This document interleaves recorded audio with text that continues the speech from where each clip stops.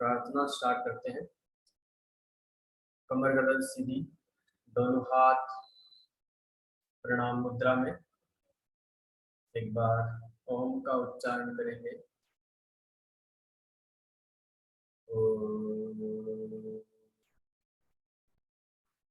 दोनों हथेलियों को आपस में घर्षण करें।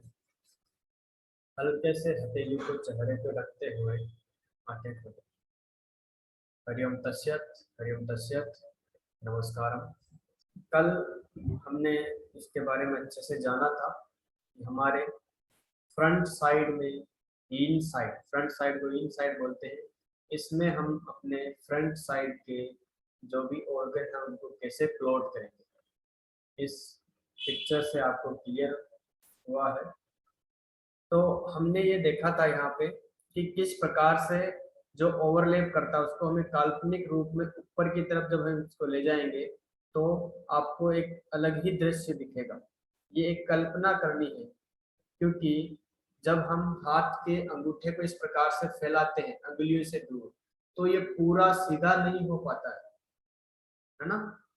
लेकिन हमें इसको ऐसा सोचना है, यहाँ से इसको उठा के अगर यहाँ पे फिट करें, फिर हाथ को अगर हम इस प्रकार से रखें तो एज इट इज हमारे ह्यूमन बॉडी के जैसे ही ये दिखेगा। उसी प्रकार से सिर, पूरे लंग्स वगैरह और जो डायफ्राम लाइन जो होती है, ये इस प्रकार से आपको पूरे सीधे दिखने लगे। तो एक कल्पना मात्र करके आपको इसको समझना है। इसके बारे में भी हमने कल चर्चा की थी। आगे की स्लाइड पे चलते हैं। थंब क्रॉसपोंडेंस दिख रहा है भास्कर? स्लाइड थंब वाली है, केवल thumb. Yes sir, yes, thumb correspondence दिख रहा है। थैंक्स। थंब इज हेड, ये हमने पूरे डिटेल में पढ़ा था। हम इसको आगे की तरफ चलते हैं। इसमें हमने समझ लिया था। कल मैंने ये भी आपको बताया था, शुरुआत ही हमने यही से की थी कि हेड क्रॉसपोंडेंस यानी कि जो हमारे चिन से लेके top of the head, front of the body यानी कि चेहरे में सामने की तरफ जो हमारे ऑर्गन्स हैं, अंग हैं, उनको हम किस प्रकार से प्लॉट करें। और उसका लैंडमार्क भी मैंने बताया था कि हमें लैंडमार्क लेना है। तो लैंडमार्क हमने लिया था उस टाइम पे अपने नोज की टिप। मैं इसके बारे में थोड़ी और चर्चा करूंगा, क्योंकि प्रियंका जी शायद कल नहीं थी क्लास में, आज ज्वाइन किए हैं ये। तो नोज की टिप यानी कि हम पूरे अगर अपने फेस में देखेंगे तो हमें नोज की टिप जो है उभरी हुई दिखेगी। आप ऐसे हाथ रखेंगे तो सबसे पहले आपका हाथ या दीवार के आप पास में जाके अगर अपने फेस को टच करेंगे, सबसे पहले नोज जो है आपका नाक है उसके टिप यानी ऊपरी भाग उभरा हुआ है, यही वहां पे टच होगा। और दूसरी बात, आप चाहे नीचे से ऊपर, साइड से, दोनों तरफ से, कैसे भी आप अगर इस लैंडमार्क को देखेंगे तो ये बिल्कुल मिडल में होता है, बिल्कुल बीचों बीच।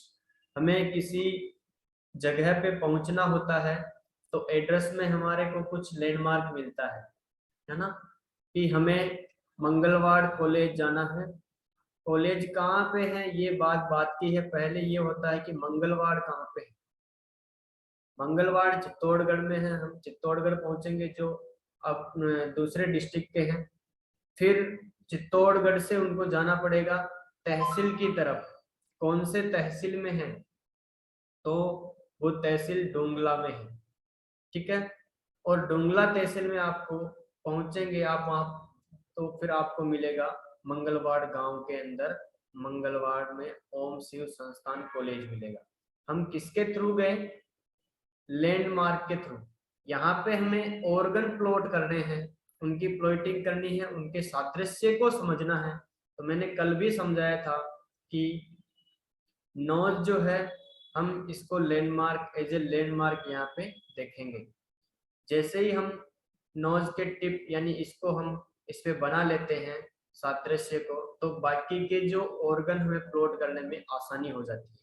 जैसे ही आप दूसरे डिस्ट्रिक्ट से चित्तौड़ पहुंचे और डोंगला पहुंचे तो फिर आपको कॉलेज को खोजने में आसानी हो जाएगी, ठीक है। तो ये लैंडमार्क हमें इसलिए जरूरी होते हैं। कल हमने चर्चा की थी कि नोज की टिप से थोड़े से ऊपर चलेंगे तो दोनों तरफ हमें दोनों आईज मिल जाएगा, ठीक है।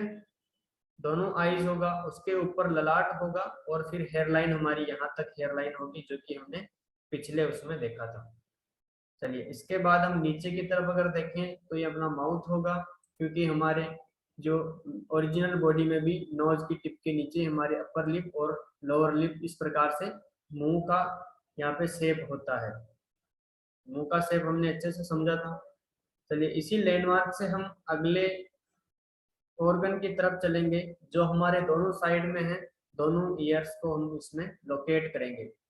इसके लिए मैंने आपसे एक चीज बताई थी कि नोज की जो टिप है इससे और आईज का जो है आईब्रो है, इससे आप इस प्रकार से आप देख रहे होंगे, एक पिक्चर मेरा वीडियो आ रहा होगा, इसमें आप जब एक हाथ इस प्रकार से एंगल में ले जाएंगे तो बीचों बीच साइड में जाएंगे तो बीचों बीच में कान होगा।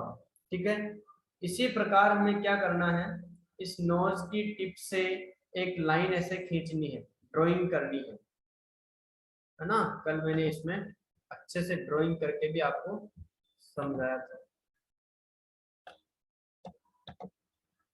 तो आप इसको देख सकते हैं।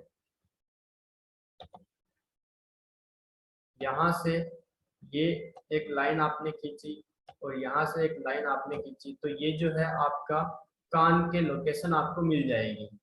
ठीक है, इसके बीचों बीच और बिल्कुल लेटरल साइड में आपको कान दिखेगा।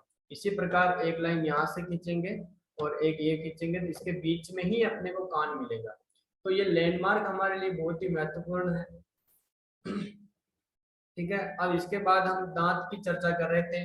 दांतों के लाइन और हमारे जो अकल दाढ़, जो सबसे लास्ट वाली दाढ़ जो होती है वो कहाँ पे होगी, तो आपके जो ये बना हुआ है, ये माउथ का शेप,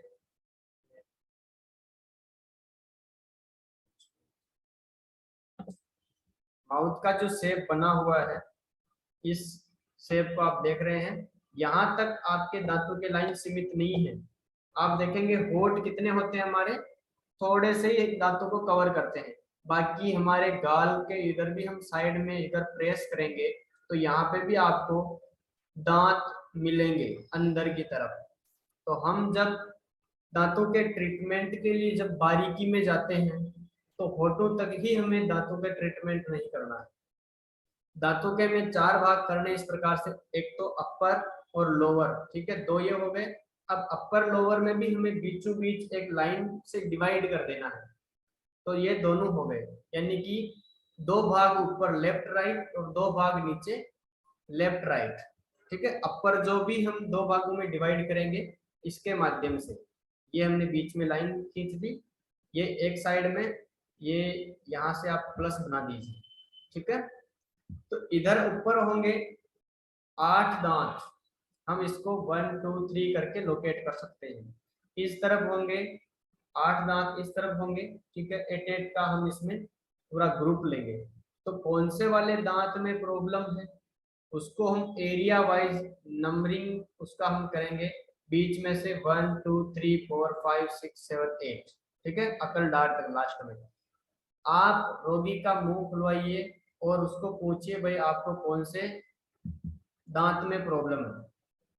नीचे मान लीजिए उसको लोअर जो यानी नीचे वाले जबड़े में चौथे नंबर हिस्से और कौन से हिस्से में, लेफ्ट हैंड साइड में उनको प्रॉब्लम है।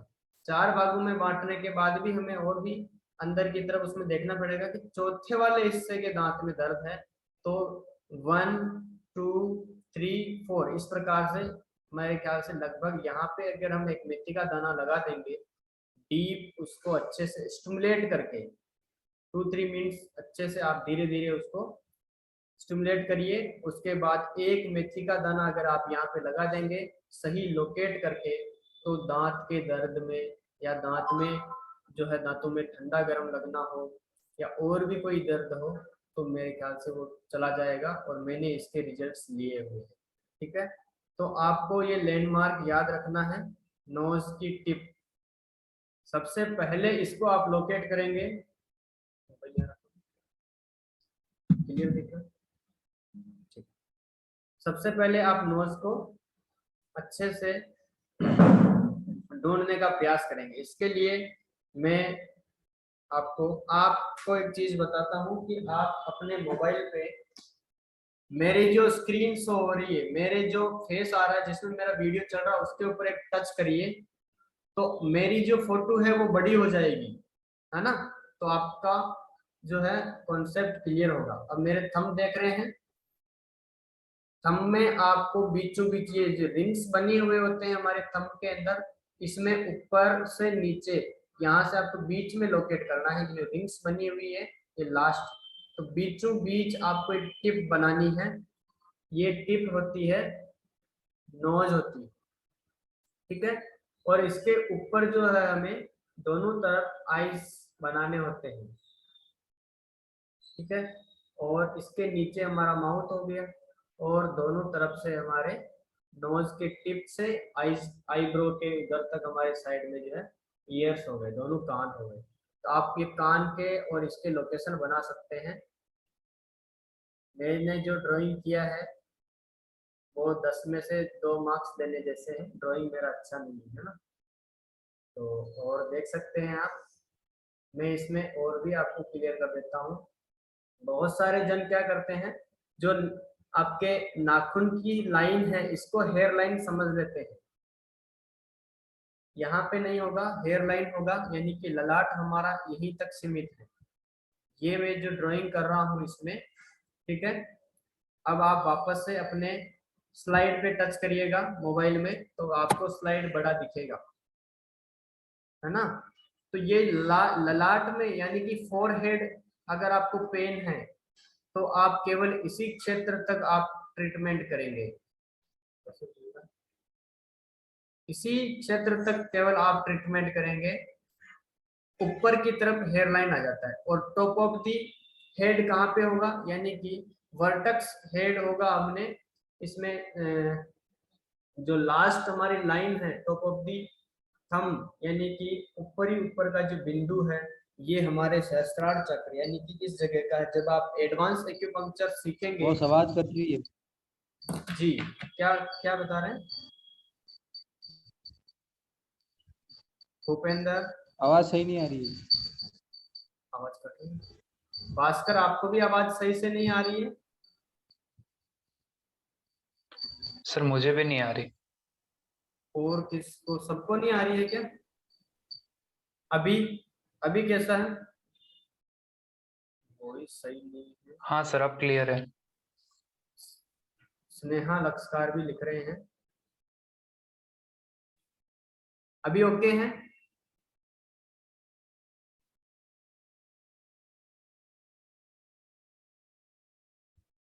मेरी वॉइस पहुंच रही है आप तक?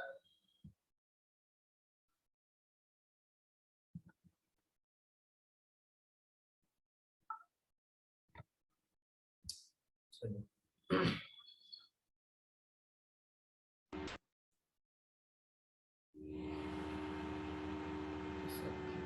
अभी मेरी आवाज आ रही है आपके पास?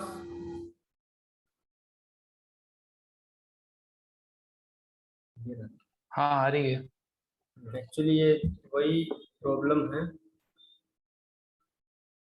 नेटवर्क का इश्यू है, इस वजह से हो रहा है। स्लाइड शो हो रही है अभी?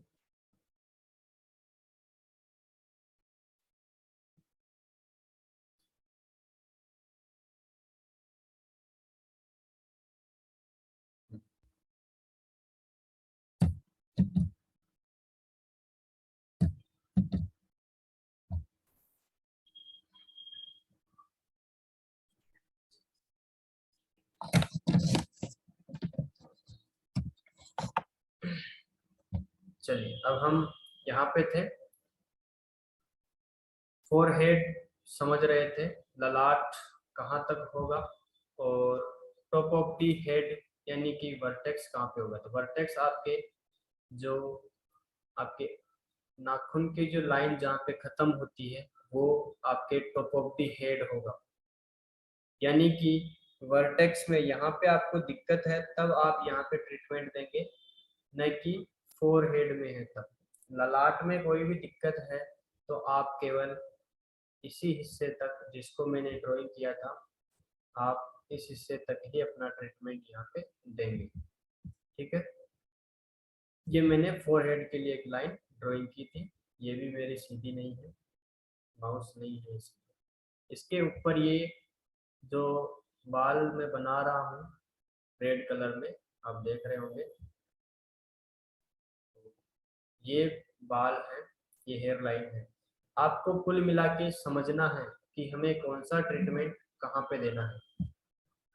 अगली स्लाइड।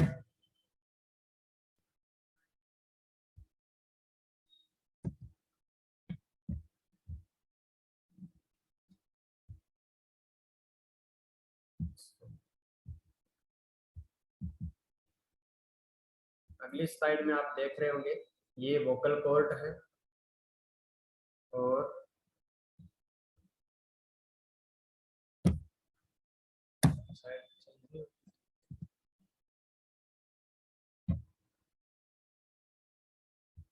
नेटवर्क का इश्यू होगा,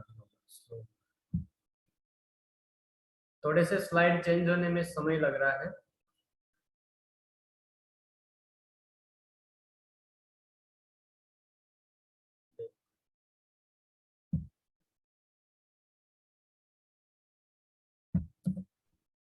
आप यहाँ पे देख सकते हैं इस प्रकार से। स्लाइड को मैं अगर छोटा ही रखूं तो स्लाइड आपको दिखेगी। ये वोकल कॉर्ड है, हमारे स्वर यंत्र लेरिंग्स और फेरिंग्स आपके पास अभी स्लाइड शो हुई होगी। तो ये लेरिंग्स और फेरिंग्स, जहाँ पे मेरा कर्सर घूम रहा है, लेरिंग्स और फेरिंग्स यानी कि गले में कोई भी दिक्कत है तो हम इसका ट्रीटमेंट यहाँ पे देंगे। ये आपके ट्रेकिया है और ये मिड लाइन हमने इसलिए दिया है यहाँ पे क्योंकि आप चेस्ट को दो भागों में डिवाइड कर सकते हैं, लेफ्ट एंड राइट। अगली स्लाइड में आप देखेंगे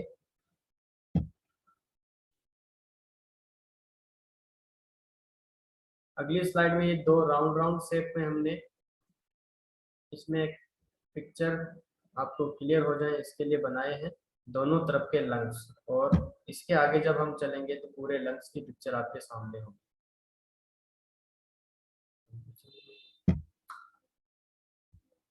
लंग्स आ गए।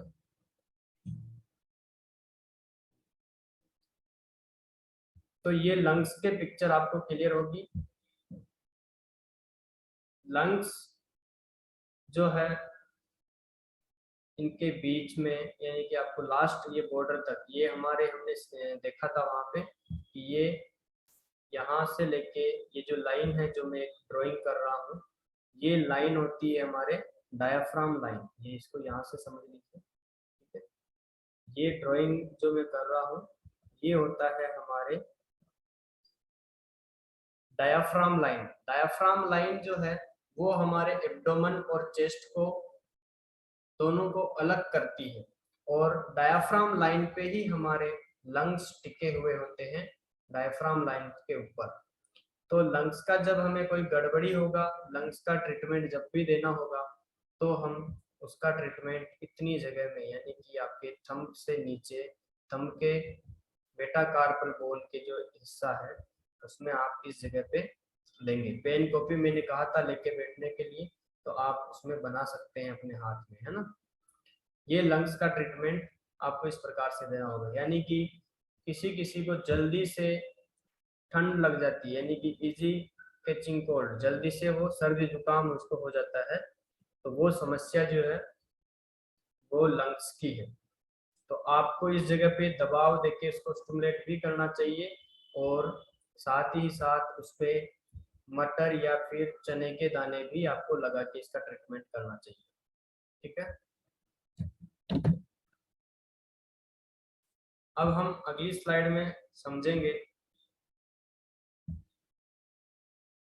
लंग्स। दोनों लंग्स के बीच में सबसे महत्वपूर्ण हम कह सकते हैं हमारे ब्लड सर्कुलेटरी सिस्टम के लिए हार्ट। तो ये हार्ट दिल के आकार में बना हुआ है, इसको हमने ऐसे ही ड्राइंग किया।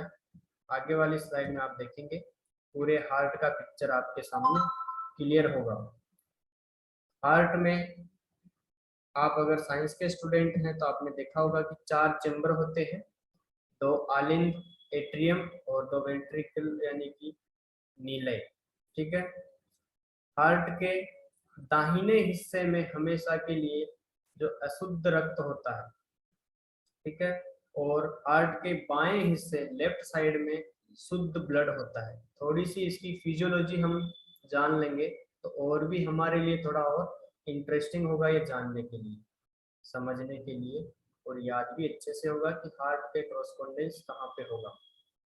तो हार्ट हमारे पूरे शरीर को शुद्ध रक्त देता है, एओर्टा के माध्यम से पूरे शरीर में रक्त संचार इससे बना रहता है, एरोटा से, ठीक है। और एरोटा से छोटे छोटे जो आर्टरीज होते हैं, वो आर्टरीज अलग अलग जगह पे जाके कैपिलरीज में और भी बारीक बारीक कैपिलरीज में वो डिवाइड होते हैं, और ईच एंड एवरी सेल तक ब्लड सप्लाई पहुंचाती है। इस प्रकार से वो डिवाइड होती है, एक पूरा जाल बन जाता है। जो पहली महाधमनी होती है इसको एरोटा बोला जाता है, ठीक है, महाधमनी। अब हम इसमें देखेंगे कि शुद्ध रक्त तो हमारे कोशिकाओं तक पहुंच चुका है, लेकिन अशुद्ध रक्त जो है वो हमारी कोशिकाएं निकालती है, यानी कि ऑक्सीजन ले जाने वाले ब्लड को हम बोलते हैं शुद्ध रक्त, और हमारी कोशिकाओं को एटीपी एडेनोसिन ट्राइफॉस्फेट बनाने के लिए ऑक्सीजन की आवश्यकता होती है। ऑक्सीजन वहां पे एटीपी बनाने के लिए माचिस की तरह काम करती है, यानी कि माचिस नहीं होगी तो आप गैस नहीं चला सकते, अपना भोजन नहीं पका सकते। इसके लिए जो है आपको लाइटर या माचिस की जरूरत ही पड़ेगी।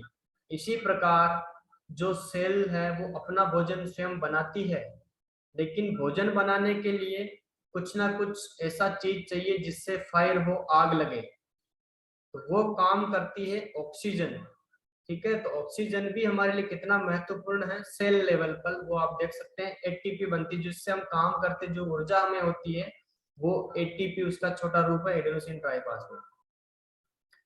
सेल तक जो रक्त पहुंच चुका है वहां से सेल क्या करेगी, अपने खाने का प्रोसेस करेगी, तो उसमें वो CO2 गैस निकालेगी, और CO2 गैस को लेके और उसके कुछ वेस्ट मटेरियल जो वो निकालती है उसको लेके वो ब्लड वापस से कैपिलरीज और वेन्स के द्वारा, इन छोटे छोटे वेन होते हैं, आर्टरी तो शुद्ध रक्त ले जाती है, और वेन होते हैं जो नीले होते हैं दिखने में, है ना, तो वो वेन के माध्यम से वापस से हमारे ऊपर की तरफ जो लेके आएगा उसको सुपेरियर वेना कावा बोलते हैं, और नीचे की तरफ से जो अशुद्ध रक्त आता है उसको हम बोलते हैं इंफीरियर वेना कावा, ठीक है।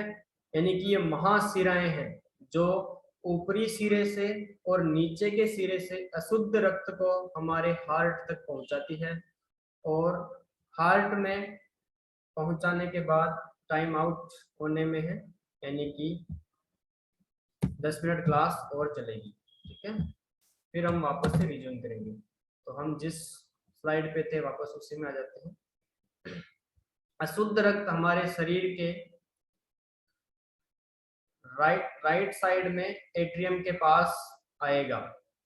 एट्रियम जो है उसको एक्सेप्ट करेगा, ठीक है, महाशिराओं से।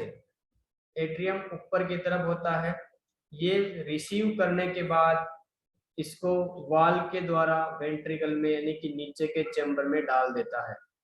नीचे के चैम्बर से ये सिर यहाँ पे क्या होता है, थोड़ा सा कंफ्यूज होने वाली चीज होती है, क्योंकि हम देखते हैं कि जो शुद्ध रक्त ले जाने वाली जो नली होती है, जिसको हम साधारण भाषा में बोलें कि अगर शुद्ध रक्त ले जाने वाली जो पाइप है उसको हम बोलते हैं धमनी, आर्टरी, और अशुद्ध रक्त को ले जाने वाली उसको हम बोलते हैं, उस पाइप को हम बोलते हैं धमनी, सिरा, और उसको हम बोलेंगे वेन्स, ठीक है। तो यहाँ पे क्या होता है, लंग्स को पहुंचाना होता है फिल्टर करने के लिए हमारे राइट साइड के हार्ट के नीचे के चैम्बर जो होता है वेंट्रिकल, उससे। तो यहाँ से जो दोनों लंग्स को जो अशुद्ध रक्त पहुंचाएगी वो आर्टरी है, उसका नाम पल्मोनरी आर्टरी है, जो कि हमारे लंग्स तक अशुद्ध रक्त को पहुंचाती है। यहाँ पे ये क्वेश्चन भी बनता है, ठीक है, तो ये आर्टरी नाम दिया है पल्मोनरी, यानी कि जो लंग्स को रक्त पहुंचाएगी उसको पल्मोनरी आर्टरी बोलेंगे। कौन सा ब्लड है, क्योंकि राइट साइड से राइट वेंट्रिकल से जा रहा है तो इसको हम बोलेंगे अशुद्ध रक्त, क्योंकि ये पूरे शरीर से आया हुआ है, इसके अंदर CO2 गैस मिला हुआ है। ये कलर के अंदर भी पूरा स्कारलेट रेड नहीं है, पर्पल ब्लू है ना, ठीक है, ये पूरा अशुद्ध रक्त है। यहाँ से दोनों हार्ट के हिस्से दोनों तरफ यानी कि पल्मोनरी आर्टरी निकलती है, और हमारे एल्वियोलाई के अंदर जो कि लंग्स की इकाई है वहां पे ये फिल्टर होता है, जो हम ऑक्सीजन इनहेल करते हैं वो वहां पे फिल्टर होके अपने ब्लड में मिल जाता है, और CO2 जो ब्लड में है वो बाहर निकल जाता है। इस प्रकार से ब्लड प्यूरिफाई होता है, और प्यूरिफाई होके वापस से वो वेन्स के द्वारा, अब प्योर ब्लड हमारे हार्ट के लेफ्ट साइड के एट्रियम यानी ऊपर के चैम्बर में आएगा तो वो तो प्योर होके आ रहा है, फिर तो आर्टरी में आना चाहिए, लेकिन नहीं, वो जो वेन्स के द्वारा आता है उसको पल्मोनरी वेन बोला जाता है। ठीक है, अब जब हमारे लेफ्ट साइड के अपर चैम्बर जिसको एट्रियम बोलते हैं इसमें ब्लड आ चुका है, फिर यहाँ से बाइकस्पिड वाल्व के द्वारा वो नीचे की तरफ वेंट्रिकल में आएगा, जो कि हार्ट के सबसे बड़ा चैम्बर है, जो सबसे फोर्सफुल ज्यादा फोर्सफुल इसको पंप करता है, क्योंकि इसको पूरे शरीर में ब्लड को पहुंचाने होते हैं। तो यहाँ से ये एरोटक वाल्व ओपन होके यहाँ से ये एरोटा के माध्यम से हमारे सिर टॉप ऑफ द हेड तक भी पहुंचता है, और पूरे शरीर में ब्लड सप्लाई होता है। ये हार्ट के जो सर्कुलेटरी सिस्टम है, परिसंचरण होता है हमारे ब्लड का, उसका हमने थोड़ा सा यहाँ पे देखा। अब आगे देखते हैं कि हार्ट होता कहाँ पे है, कहाँ पे स्थित होता है। तो हमारे स्टर्नम के नीचे दोनों लंग्स के बीच में थोड़ा सा लेफ्ट साइड में शिफ्ट होता है, 5th और 6th हमारे रिब्स के यहाँ पे। ठीक है, यहाँ से हमें एक मुट्ठी के आकार के अपने चेस्ट के बीच में रखना होगा तो वो हार्ट को लोकेट करेगा। इसी प्रकार जब हम दोनों लंग्स हमारे जो मेटाकार्पल बोन है जिस प्रकार आपके सामने है उसके जो पूरा ये बना हुआ है, इसमें आप देख रहे होंगे, तो हार्ट दोनों लंग्स के बीच में रखा हुआ है। अगर मान लीजिए हार्ट में कोई दिक्कत है या हार्ट से संबंधित कोई भी प्रॉब्लम है तो आप इस जगह को लोकेट करेंगे और इस पे दबाव देके चने का दाना लगाएंगे तो हार्ट पे ट्रीटमेंट होगा। ठीक है, आगे की तरफ पूरा हाथ की हथेली आपको दिख रहा है प्यारा सा, सामने की तरफ इन भाग होता है, ये इसमें स्पष्ट दिख रहा है। हमने इसमें समझा था क्लास के उसमें इन यांग को, तो ये हमारे इन पार्ट है क्योंकि ये लाइट है। आगे की तरफ दोनों पैर, इसमें भी थोड़ा मिस्टेक है, आप देख लीजिएगा, मैंने बता दिया है, क्योंकि हम अंदर की तरफ होते हैं जब हम खड़े होते हैं तब, और फिंगर जो है बाहर की तरफ होते हैं। बस इससे आपको ये देखना है, क्लियर करना है। नेक्स्ट पिक्चर, दोनों तरफ के हाथ हैं, दोनों तरफ बीच में पैर हैं, ये हमने काफी बार देख चुके हैं, इसको ज्यादा समझने की आवश्यकता नहीं। हमने बात की थी डायाफ्राम से ऊपर दोनों लंग्स और हार्ट की। अब बात करेंगे स्टोमक, आमाशय।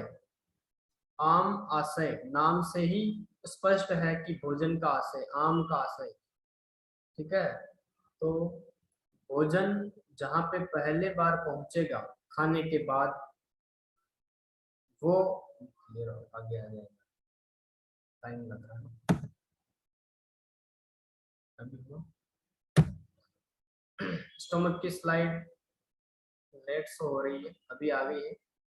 तो स्टोमक जो है ये येलो कलर में आपके सामने है। डायफ्राम लाइन एक आप देखेंगे तो ऊपर की तरफ भी है, मैंने बताया था, क्योंकि ये हाथ के पोस्चर ऐसे हैं, तो एक डायफ्राम लाइन ये होती है और एक डायफ्राम लाइन हमारी ये होती है। इन दोनों को जब हम मिला देते हैं, जो मैंने पिक्चर बताई थी आपको कि इस अंगूठे को अगर यहाँ से हम कल्पना करें और इसको यहाँ पे शिफ्ट करें तो ये दोनों डायफ्राम लाइन मैच करेंगे तो एक ही डायफ्राम बनेगा। दो डायफ्राम नहीं है, वो पोस्चर को हम जब मेंटेन करते हैं तब एक ही डायफ्राम हमें समझना है। ठीक है, तो जब हम स्टोमक की शुरुआत करेंगे, हमारे डायफ्राम से नीचे हम अगर बीचों बीच देखें ह्यूमन बॉडी में तो स्टोमक होता है, उसका कॉरस्पॉन्डेंस भी हम इसमें बीचों बीच बनाएंगे। ठीक है, स्टोमक किस प्रकार के होते हैं तो आप देखेंगे जे आकार का होता है ना, तो जे आकार का आपको बीच में बनाना है।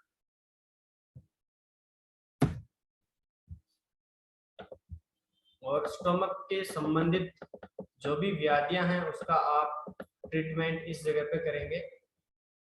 आपके सामने पिक्चर क्लियर है।